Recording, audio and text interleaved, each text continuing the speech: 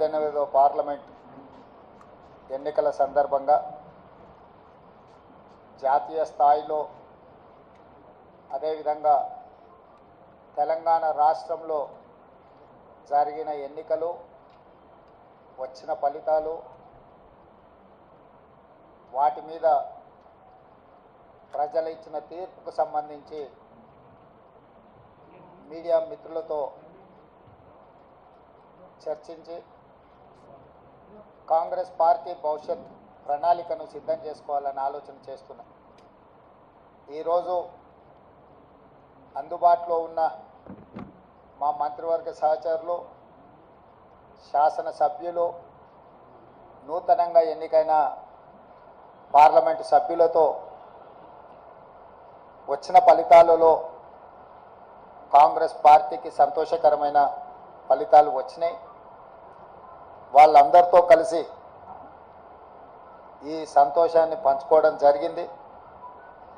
దేశవ్యాప్తంగా జరిగిన ఎన్నికల విషయంలో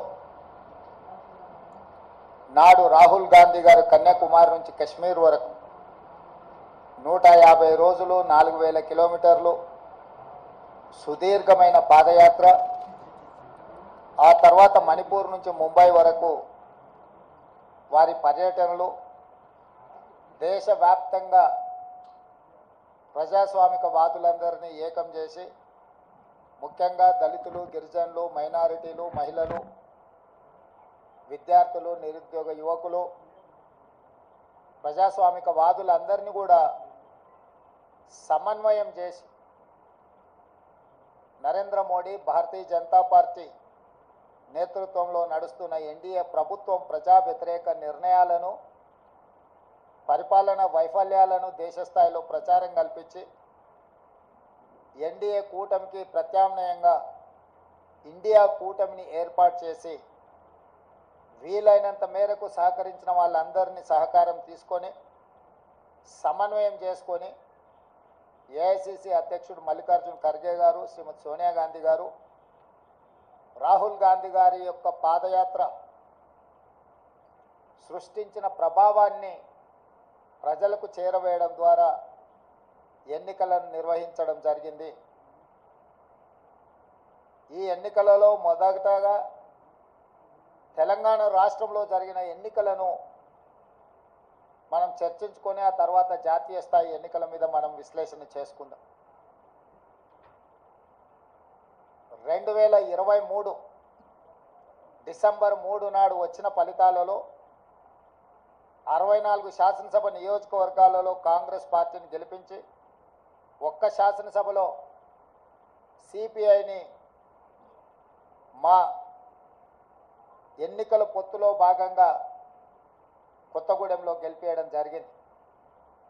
తెలంగాణ రాష్ట్రంలో 65 శాసనసభ నియోజకవర్గాలలో 39.5% ఓట్లను వేయడం ద్వారా కాంగ్రెస్ ప్రభుత్వాన్ని, ప్రజాపాలనకు తెలంగాణ ప్రజలు ఆమోదం ఇచ్చిండ్రు.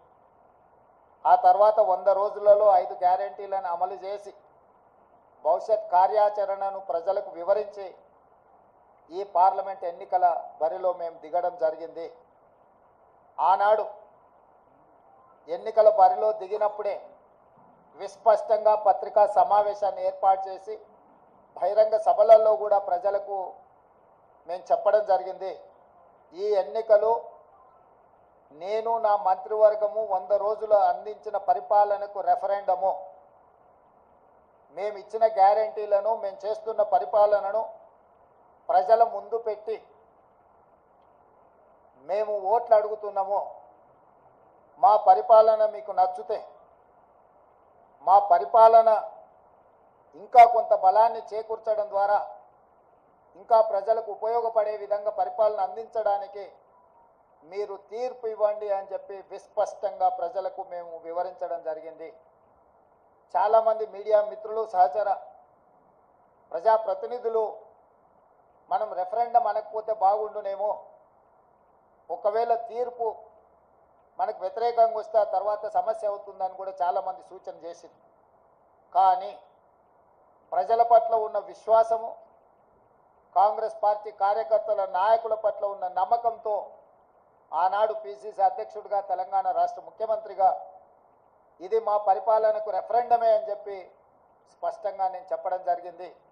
మధ్య మధ్యలో మీడియా మిత్రులు గుర్తు చేసినప్పుడు కూడా ఈ విషయంలో మాకు రెండో ఆలోచన లేదు, రెఫరెండమే అని మేము చెప్పడం జరిగింది. తెలంగాణ రాష్ట్ర ప్రజా పరిపాలన రెఫరెండంగా మేము ఎన్నికలకు వెళ్తే ఈరోజు తెలంగాణ రాష్ట్రంలో వచ్చిన ఫలితాలు, ప్రజలు ఇచ్చిన ఓట్ల శాతం, పార్లమెంట్లతో పాటు అసెంబ్లీలో మాకు వచ్చిన మెజారిటీని మీడియా మిత్రులు ఎలాగూ విశ్లేషిస్తారో మా వైపు నుంచి కూడా మేము ఈరోజు వివరించదలుచుకున్నాము. జరిగిన పార్లమెంట్ ఎన్నికల్లో 17 పార్లమెంట్లకు సంబంధించి ఒక సీటు ఎంఐఎంకి ఇస్తే 16లో 8 పార్లమెంటు నియోజకవర్గాలను కాంగ్రెస్ పార్టీని గెలిపించడం జరిగింది. మరొక 8 భారతీయ జనతా పార్టీ గెలవడం జరిగింది. మా 8 పార్లమెంటు నియోజకవర్గాల ఫలితాలు దాదాపుగా 41% ఓట్లు కాంగ్రెస్ పార్టీకి రావడం జరిగింది. 2023 డిసెంబర్ 3 నాడు వచ్చిన ఫలితాలలో కాంగ్రెస్ పార్టీకి వచ్చిన ఓట్ల శాతము 39.5%. ఈ పార్లమెంట్ ఎన్నికల్లో 100 రోజుల పరిపాలన తర్వాత దాదాపుగా 41% ఓట్లు కాంగ్రెస్ పార్టీకి రావడం జరిగింది. ఓట్ల శాతంలో ప్రజలు రెఫరెండం ద్వారా మా పరిపాలన బాగుందనడమే కాదు, మమ్మల్ని మెచ్చుకొని అసెంబ్లీ ఎన్నికల్లో ఇచ్చిన ఓట్ల శాతానికంటే అధిక ఓట్ల శాతాన్ని ప్రజలు మాకు ఇవ్వడం ద్వారా, ఆశీర్వదించడం ద్వారా మా పరిపాలన పట్ల ప్రజలు సంతృప్తి వ్యక్తం చేసిండ్రు అని చెప్పి నేను భావిస్తున్నాను.